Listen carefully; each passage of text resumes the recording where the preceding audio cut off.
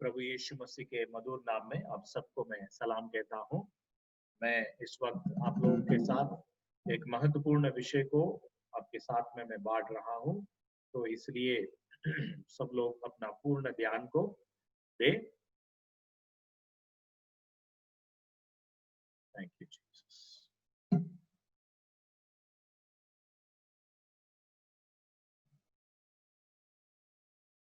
ये एक गीत है जो हर वक्त विवाहों में गाया जाता है। उस गीत को मैं पहले पढ़ूंगा, मैं गाऊंगा नहीं। जब पहली शादी हुई आदन में, ईश्वर ने आशीष के शब्द कहते आदम और हवा से, हे यीशु इनके हाथ और हृदयों को जोड़, तू जोड़, दुख सुख कुशल और रोग में इनको न कभी छोड़। आज है पवित्र आत्मा तू उन पर उतरा कि मेल और प्रेम के साथ यह मिल के रहे सदा। बुराइयों से बचा के इनका सहायक हो और अपने स्वर्गिक राज्य में दे जगह दोनों को। ये बहुत ही प्राचीन, एक बहुत पुरानी एक गीत है जिसको हम लोग विवाह के समय में गाते हैं। तो मसीह परिवारों में से जो आए हैं, आप लोग इस गीत को जरूर पहचानते हैं। ये गीत मैं इसलिए कहा कि आपके सामने मैं उसको पढ़कर सुनाया, क्योंकि आज हम जो विषय को पढ़ने जा रहे हैं वो उसके लिए बहुत ही उसके साथ संबंधित है। तो आज हमारा गहन अध्ययन कोच के 16वां जो भाग में अपन पहुंचे। परमेश्वर को हम धन्यवाद करते हैं कि पिछले 16 दिन प्रभु ने हमारे साथ रहकर हमें इस माध्यम से परमेश्वर के वचन और आत्मिक संगति पाने के लिए प्रभु हमारी सहायता है। C.S. लुइस के इस वाक्य के साथ हम शुरू करते हैं। मनुष्य के पुत्रों को परमेश्वर के पुत्र बनाने के लिए परमेश्वर की पुत्र मनुष्य का पुत्र बना। मेयर क्रिश्चियनिटी उनके किताब में ये वाक्य है। यीशु मसीह के विषय में जानते समय ये 7 महत्वपूर्ण घटनाएं जिसे हमें पवित्र शास्त्र वचन से और ऐतिहासिक रूप में जानना बहुत जरूरी। तो पहले अपन काम ये कर रहे हैं कि हम पवित्र शास्त्र वचन के अनुसार, मतलब उसके आधार पर इस अध्ययन को करें। 7 कौन सा है? देहधारण हुआ, सूली पर चढ़ाया गया, गाड़ा गया, जी उठा, स्वर्ग में गया, मध्यस्थी कर रहा है और वापस आने वाला है। और पवित्र शास्त्र बाइबल के 66 किताबें जो है इस 6 कार्य के अंदर में शामिल है। परमेश्वर अपना राज्य स्थापित करता है, कार्य 1 जिसको सृष्टि कहते हैं। राज्य में विद्रोह, कार्य 2 पतन, मनुष्य के पाप में जो गिरना। कार्य 3 राजा इजराइल को चुनता है, छुटकारा आरंभ हुआ, जिसमें 2 घटना है, राजा के लिए प्रजा और घटना 2 प्रजा के लिए जमीन। और अंतराल इंटरटेस्टिमेंटल अविधि करके कहते हैं, पुराने एवं नया नियम के मध्य का अविधि राज्य की कहानी समाप्त होने का इंतजार कर रही है। कार्य 4 राजा का आगमन, छुटकारा पूरा हुआ, कार्य 4 में जब आप आते हैं नया नियम में अपना दे। कार्य 5 राजा का आगमन के समाचार फैलाना, कलीसिया का सेवा कार्य। तो इसमें 2 घटना है, एक है यरूशलेम से रोम तक और घटना 2 है रोम से पृथ्वी के छोर तक।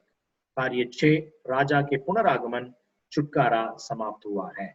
सो ये 6 कार्यों के आधार पर, जैसे कि मैंने नाटक मंच का उदाहरण आपको शुरुआत में बताया था, उसको याद करते रहिए।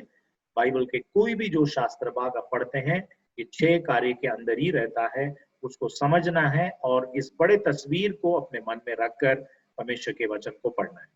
और परमेश्वर की आराधना करना हमारे लिए सबसे महत्वपूर्ण और श्रेष्ठ काम है। परमेश्वर की पवित्रता से अंतकरण को उत्तेजित करना, परमेश्वर के सत्य से मन को भरना, परमेश्वर की सुंदरता से कल्पना को शुद्ध करना, परमेश्वर के प्रेम के लिए हृदय को खोलना, परमेश्वर की इच्छा के सामने अपने उद्देश्य को समर्पित करना, यही आराधना है। तो परमेश्वर की प्रत्येक गुण जो हमारे लिए अति आवश्यक है, उसकी पवित्रता, सत्य, सुंदरता, प्रेम और इच्छा को जानने के लिए केवल पवित्र बाइबल है हमारे पास, जिससे हम परमेश्वर के इन अद्भुत गुणों को जान सकते हैं। कल के दिन हमने यीशु मसीह के जीवन के आखिरी जो विषय है ऐतिहासिक रूप में और शास्त्र के आधार पर, जो वापस आएगा करके उसका जो अभिवचन है उस पर हम मनन कर रहे हैं, पुनरागमन पुनः आगमन करके कहते हैं। तो इसमें 5 विषय हैं जिसके ऊपर हमें सदैव सही प्रकार की जानकारी रखना बहुत ही जरूरी है। नंबर 1, उसका सबसे पहले बात यह है कि second coming of Jesus Christ, the resurrection of the saints, the millennium reign of Christ on earth, the second और the final resurrection of the dead, the last judgment of God. Hindi में मसीह का दूसरा आगमन, संतों का पुनरुत्थान, मसीह के 1000 वर्ष का शासन, मृतकों का दूसरा या अंतिम पुनरुत्थान, परमेश्वर का अंतिम न्याय। ये 5 विषय को पवित्र वचन में भिन्न भिन्न लेखकों ने अलग अलग जगहों में उन्होंने इन बातों को, इस संदेश को दिया, एक साथ नहीं बताया। ये बाइबल बार बार मैं आपको बताता हूँ, ये थियोलॉजिकल टेक्स्ट बुक नहीं है, वो ऐतिहासिक नैरेटिव है, हिस्टोरिकल नैरेटिव है। ठीक है, कल मैंने आपको ये अंतिम काल की दृष्टिकोण करके कुछ महत्वपूर्ण दृष्टिकोण को दिखाया था। शायद ये बहुत जल्दी जल्दी हो गया करके कुछ लोग सोच रहे थे, तो मैं आपको उसको दोबारा उसको एक बार उसको दोहराऊंगा। अब देखिए कितने प्रकार की जो इसका जो सोच है उसके बारे में अपन देखेंगे। रहस्यमय आगमन, दूसरा आगमन, अंतिम न्याय और सनातन अवस्था। इन सारी बातों में आपको जो उसको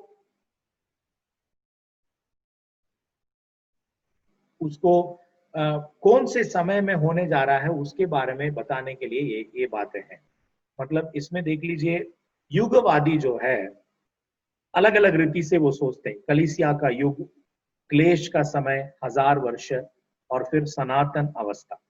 तो ये तीनों घटनाओं को अलग अलग जगह में वो लोग होगा करके मानते हैं। रहस्य आगमन कलीसिया के युग और क्लेश के बीच में होगा, और दूसरा आगमन क्लेश और 1000 वर्ष के बीच में होगा, और 1000 वर्ष के अंत में अंतिम न्याय होगी। ये युगवादी का विचार है। फिर ऐतिहासिक पूर्व 1000 वर्षवादी, मतलब हिस्टोरिक प्री मिलीनियलिज्म करके जो विचार है, ये क्या मानते हैं, मिलीनियम या 1000 वर्ष से पहले यीशु शारीरिक रूप में पृथ्वी पर आएंगे, उनका दूसरा आगमन। मतलब इनका मानना ऐसा है, कलीसिया के युग में ही क्लेश एक भाग रहेगा, और क्लेश के बाद में, कलीसिया के युग में जब क्लेश होते समय ही दूसरा आगमन और रहस्य आगमन दोनों एकत्रित रहेगा, और उसके बाद 1000 वर्ष का समय, 1000 वर्ष का शासन यीशु मसीह का, उसके अंत में अंतिम न्याय और फिर सनातन अवस्था। ये ऐतिहासिक पूर्व 1000 वर्षवादियों का विचार है।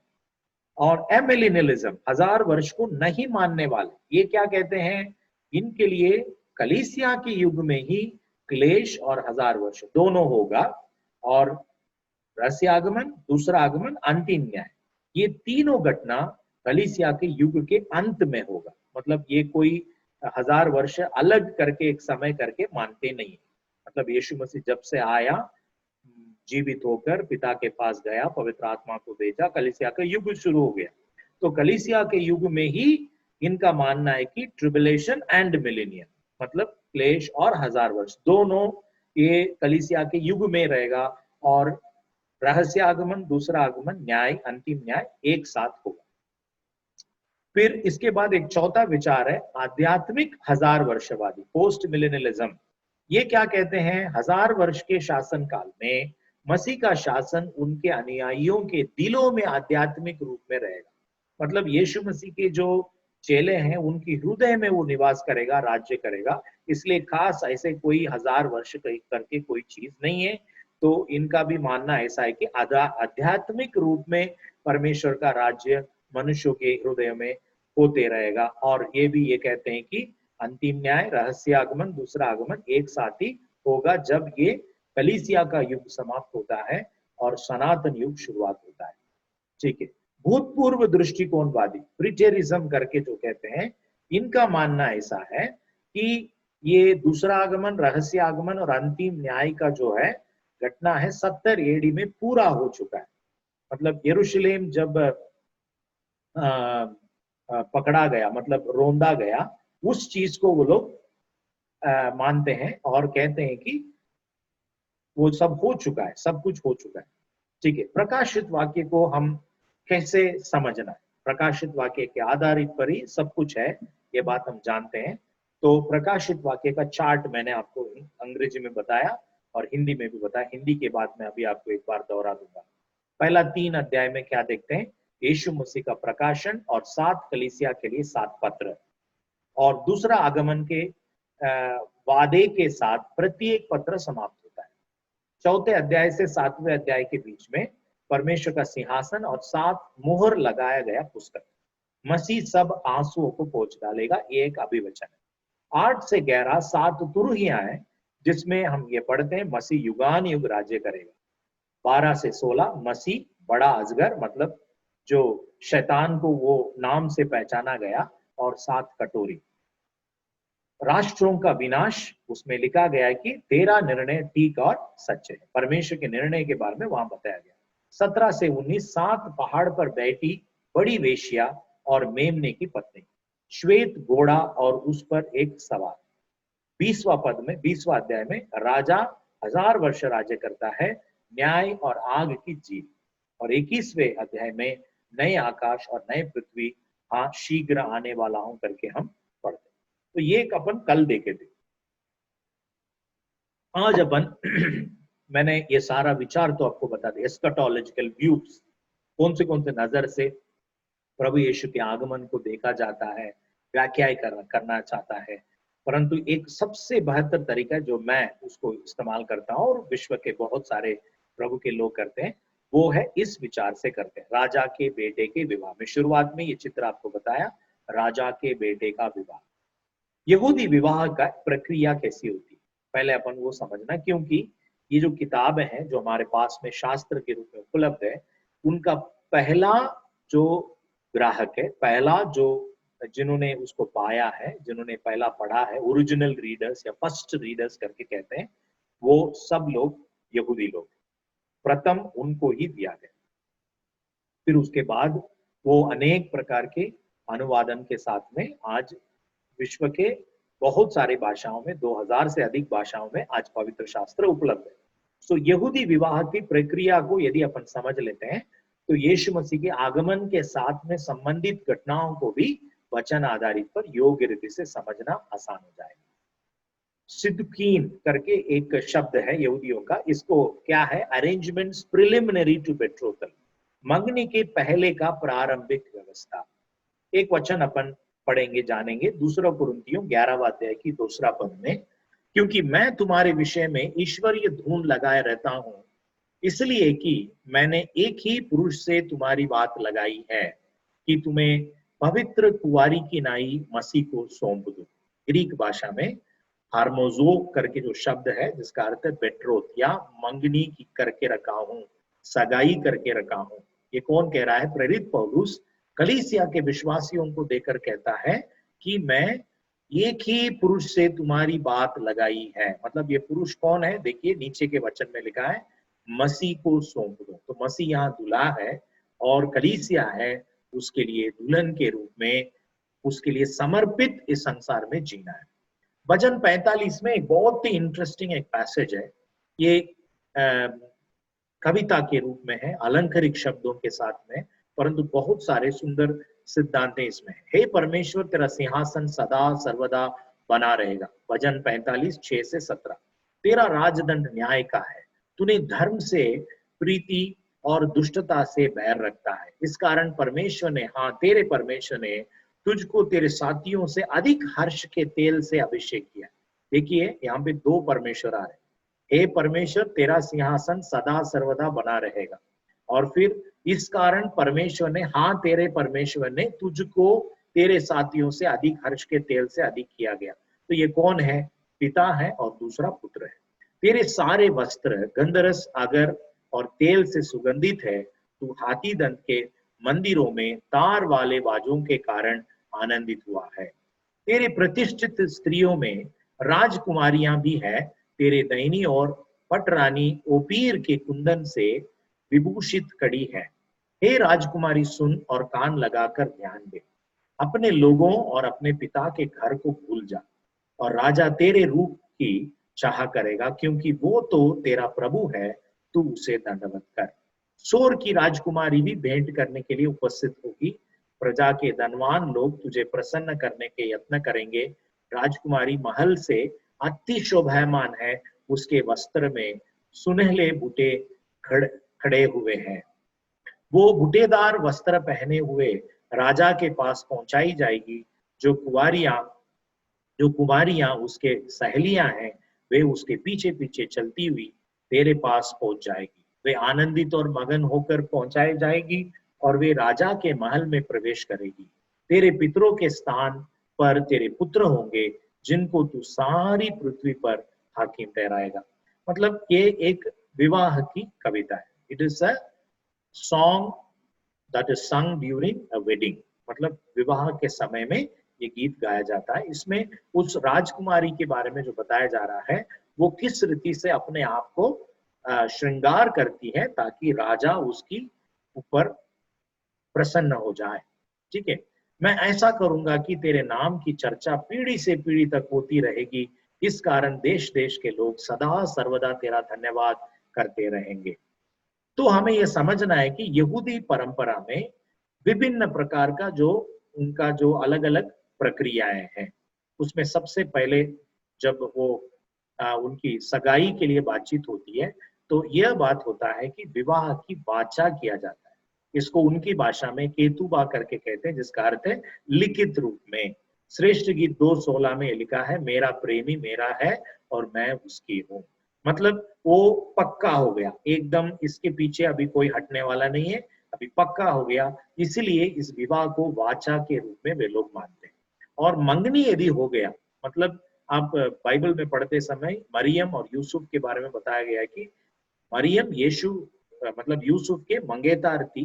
फिर भी जब उनको कुछ बातें सब मालूम पड़ता है, यूसुफ क्या सोचता है, उसको त्याग चिट्ठी देने के लिए सोचता है। मतलब ये बात आपको समझना जरूरी है कि उनके संस्कृति में, उनके नियम में, मतलब विवाह की जो मंगनी जो रहती है, वो ही इतना पक्का रहता है कि उससे यदि कोई व्यक्ति उस रिश्ते से पीछे हटना चाहता है, उसको तलाक के अलावा संभव नहीं है, क्योंकि ये वाचा है। It is a written covenant. उसको केतुबा करके कहते हैं। फिर उसके बाद यरूसीन करके है जो असल बेट्रोथल है, और उसका जो पीरियड है, द पीरियड ऑफ बेट्रोथल, मतलब जो मंगनी होकर जो उनका समय रहता है, उस आविधि को केदुशीम करके कहते हैं, जिसका अर्थ है पवित्रीकरण या अलग करना। खुद को अलग रखते हैं, खुद को तैयार करते हैं, सैंक्टिफिकेशन, खुद को तैयार करते हैं। पिता दुल्हन की कीमत देता है और विवाह के लिए वाचा को स्थापित करता है। मतलब ये जो शब्द है मोहर करके कहते हैं। मोहर आप ये मत सोचिएगा कि जैसे हमारे देश में वगैरह डाउरी रहता है, दहेज रहती है, वैसा नहीं है ये। दुल्हन के लिए कीमत बोले तो उनके संस्कृति में, मतलब जो दुल्हन का जो काम जो रहता था, वो उनके घर में वो सब करने के लिए अभी एक व्यक्ति कम हो जाएंगे। वो अधिकतर भेड़ बकरी चराने वाले या बहुत मैन्युअली काम करने वाले, तो उसका एक कीमत के रूप में दिया जाता है। ब्राइड प्राइस करके उसको कहते हैं। ब्राइड प्राइस कोई खरीद रहे नहीं है, परंतु उसका एक कॉम्पनसेशन वहां दिया जाता है, उसके पिता को दिया जाता है। उसको मोहर करके कहते हैं। ये मोहर के अलावा दूसरा एक चीज भी दिया जाता है, मत्तन करके एक चीज है। दुल्हन की कीमत के अलावा दूल्हे के द्वारा दिए गए उपहार। मतलब दो बातें आपको समझना है। दुल्हन की कीमत देने वाला पिता है, फादर ओनली डिसाइड्स द मोहर, परंतु दुल्हन की कीमत के अलावा दूल्हा जो रहता है वो भी कुछ उपहार कर देता, मतलब गिफ्ट्स देता है, उसको मतन करके कहते हैं। ये एक बहुत ही महत्वपूर्ण प्रक्रिया है। प्रेरितों के काम 20वां अध्याय 28वें पद में, तुम परमेश्वर की कलीसिया की रखवाली करो, जिसे उसने अपने लहू से मोल लिया है। मतलब प्राइस, मोल लिया है। पहला कुरिन्थियों 6:19-20, क्या तुम नहीं जानते कि तुम्हारी देह पवित्र आत्मा का मंदिर है, जो तुम में बसा हुआ है और तुम्हें परमेश्वर की ओर से मिला है, और तुम अपने नहीं हो, क्योंकि दाम देकर मोल लिए गए हो, इसलिए अपनी देह के द्वारा परमेश्वर की महिमा करो। इस हाईलाइट वाला उस वाक्य को ध्यान दीजिए, दाम देकर मोल लिए गए। दाम किसने दिया? पिता ने दिया है, अपने पुत्रों को इस संसार में भेजा। इफिसियों 5वां अध्याय की 25 से 27, हे पतियों, अपनी अपनी पत्नी से प्रेम रखो, जैसा मसीह ने भी कलीसिया से प्रेम करके अपने आप को उसके लिए दे दिया।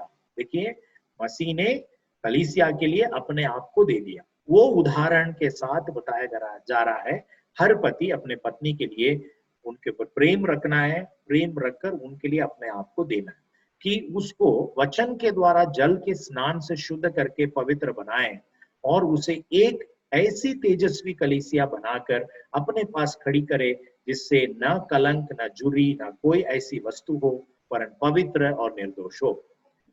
फिर इसका अगला जो विषय जो है, दुल्हन के कमरा की तैयारी, ब्राइडल चेम्बर इज प्रिपेयर्ड।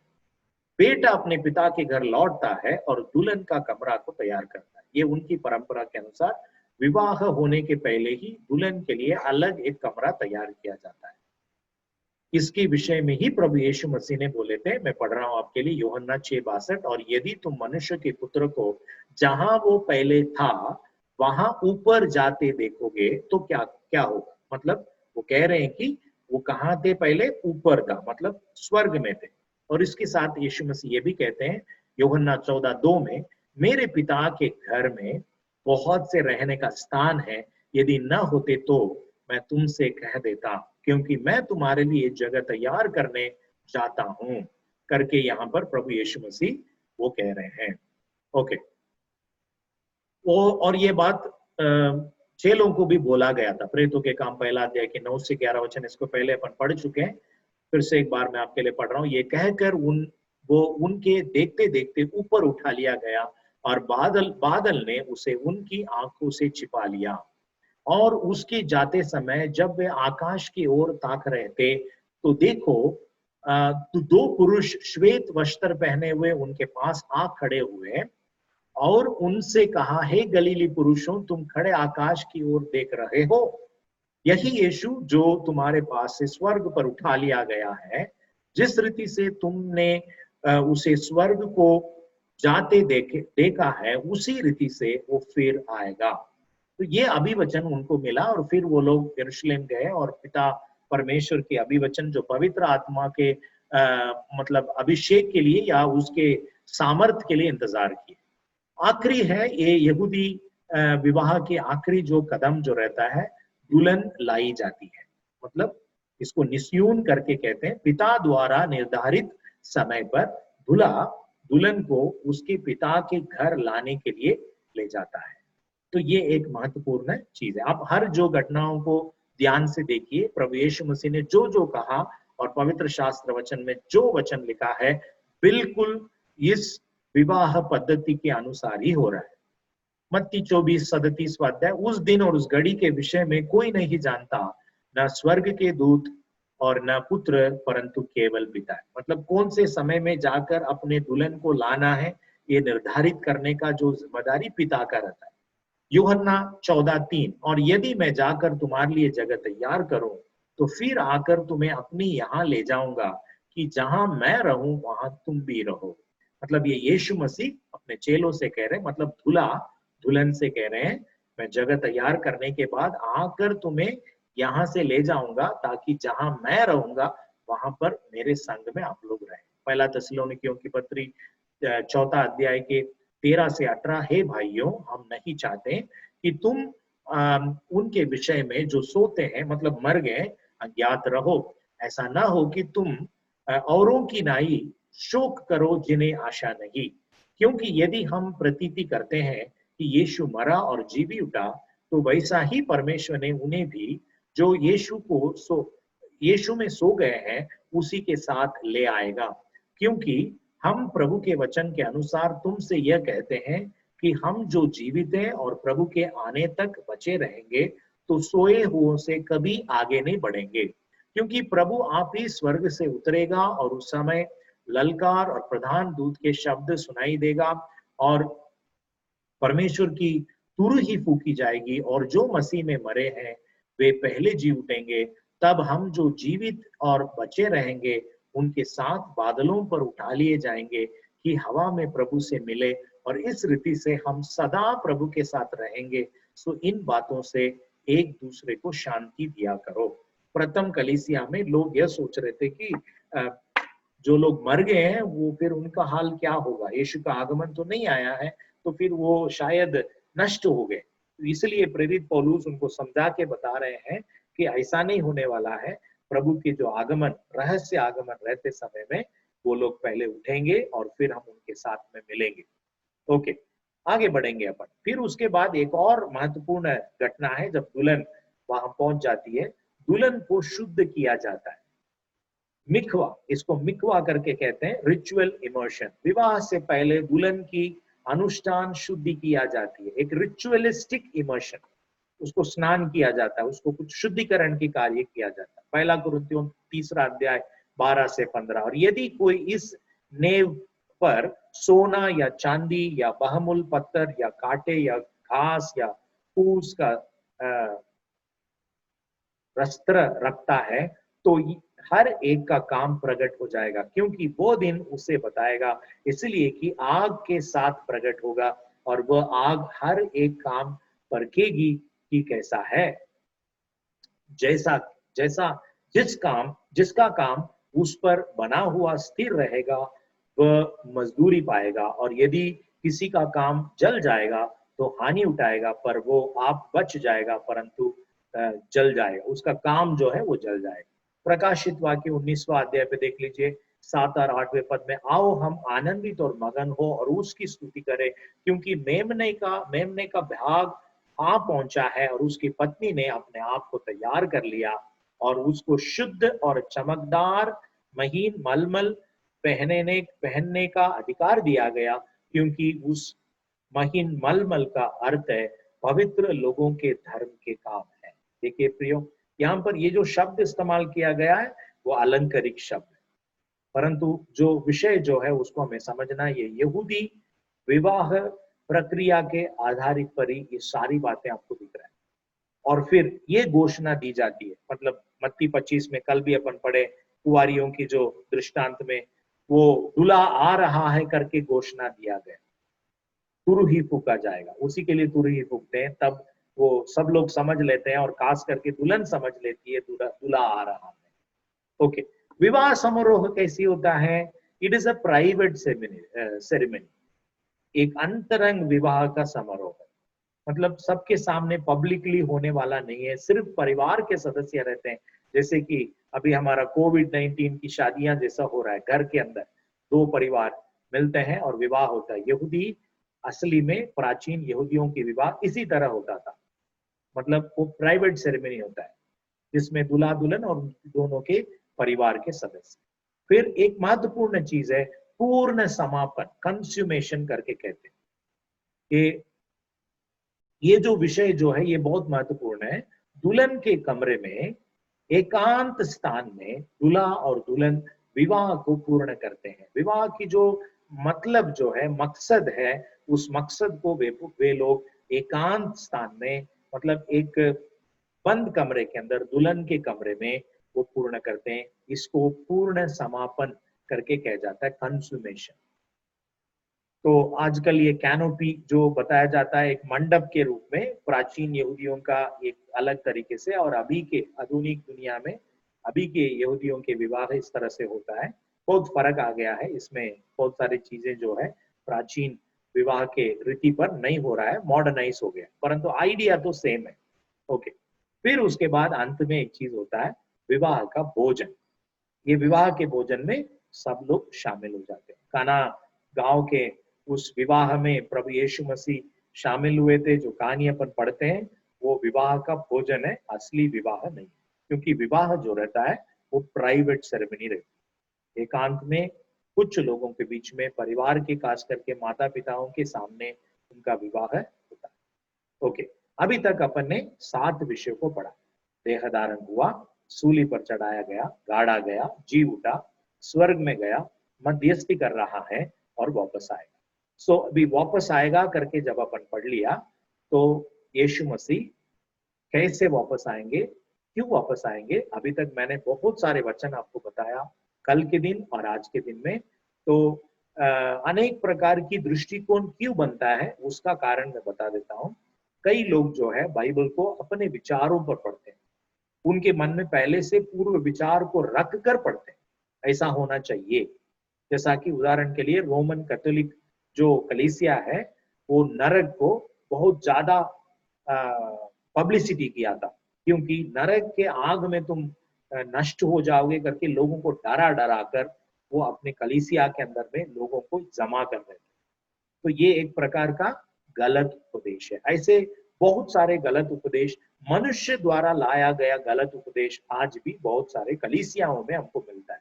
मनुष्य की जो उपदेशों को जब अपन अलग कर लेते हैं, आपको परमेश्वर का वचन, जो परमेश्वर का वचन मात्र जो रहता है वो आपको मिलता है।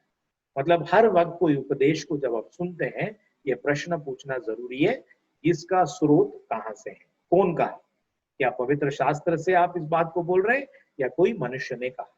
इसलिए देखिए, प्रतिदिन मैंने आपको बोलते समय फर्स्ट स्टेटमेंट किसका रहता है? मैं वो नाम के साथ, किताब के साथ बोलता था, C.S. लुइस के मियर क्रिश्चियनिटी के उनके किताब में से वो शब्द है, परमेश्वर का पुत्र मनुष्य के पुत्र को परमेश्वर का पुत्र बनाने के लिए वो स्वयं मनुष्य का पुत्र बना। तो ये एक मनुष्य का विचार है, परंतु उसके लिए उन्होंने पवित्र शास्त्र को आधारित किया, क्योंकि वचन में वो बात आपको मिलता है। वचन के आधार पर ही उन्होंने उस बात को कहा, परंतु वाक्य किसका है? बाइबल का नहीं है, किसी बाइबल का लेखक का नहीं है, वो एक दूसरा व्यक्ति का। वो भी प्रभु के अच्छे दास है, C.S. लुइस। फिर भी वो कौन उसको कहा करके हम पहचानना बहुत जरूरी है। सो इस 7 अध्ययन के कारण हम लोग जो देख रहे हैं, इसको अपन ने समाप्त कर लिया है। अर्थात प्रभु यीशु मसीह जो प्रश्न पूछे थे कि मैं कौन हूं, उसके लिए तुम लोग क्या कहते हो, उस बात को अपन आज पूर्ण रीति से समाप्त कर लिया। ये जो विचारों के आधार पर, ये जो अभी तक अपन ने पढ़े, ऑलमोस्ट 16 स्टडी है इसका, 16 भागों में अपन ने पढ़े। इसको मैंने प्रतिदिन अपने व्हाट्सएप ग्रुप में उसका नोट्स को भी, ये जो पावर पॉइंट में दिखा रहा हूँ वो भी आपको मैंने डाल दिया आपके उपयोग के लिए। उसको आप लोग डाउनलोड कर दीजिए और उसको पढ़िएगा। और इसको मैं रिकॉर्ड भी करके रख रहा हूँ। जिन लोगों को बार बार सुनना है, आप मुझसे संपर्क कर सकते हैं ताकि हम लोग आपको मदद कर सकें। कल से अपन दूसरे एक नए विचार के साथ नए एक अध्ययन को शुरू करेंगे। ये गहन अध्ययन हम जारी रखेंगे, प्रतिदिन रात को 9 बजे रहेगा। इसमें आप जुड़िए और निश्चित रीति से परमेश्वर आप सभी को इस अध्ययन के द्वारा आशीषित करेगा। यदि इस 16 भागों में आपको किसी न किसी प्रश्न है तो जरूर आप मुझे पूछ सकते हैं। आप मेरे व्हाट्सएप में भेज दीजिए या ग्रुप व्हाट्सएप में भी आप भेज सकते हैं। और आपका प्रश्न को उसमें लिख दीजिएगा, हिंदी इंग्लिश जो भाषा में आपको लिखना है। फिर उसको भी मैंने इसी जूम के माध्यम से, इस मीटिंग के माध्यम से आपको मैं जवाब दूंगा। परमेश्वर आप सभी को आशीष दे। प्रार्थना करें।